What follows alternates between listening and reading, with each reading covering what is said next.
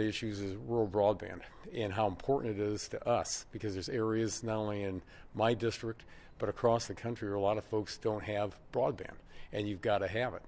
So it's important for, as you know, we work on legislation. In the last Congress, I sponsored the precision agriculture legislation. I serve on the Rural Broadband Caucus as one of the co-chairs. But it's really to make sure that, and it's not a Republican, Democrat, independent issue. It's everyone's affected by it, and we all want to make sure that our constituents have it.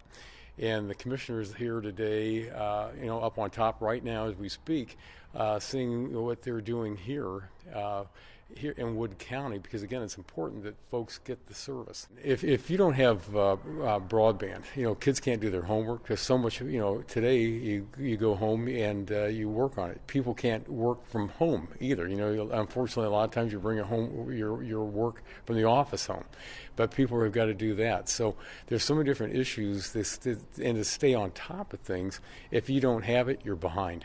And so we want to make sure that, especially when we talk about the maps that are out there that the FCC have created across the country, that the maps are accurate, because we talk about unserved areas and underserved areas, but we want to make sure that these unserved areas are getting service today, because again, if you don't have it, it's like we've got the report of the kids that have to cross over into Canada to go to McDonald's to do their homework. That's not right. We want to make sure that they can, have that access at their homes.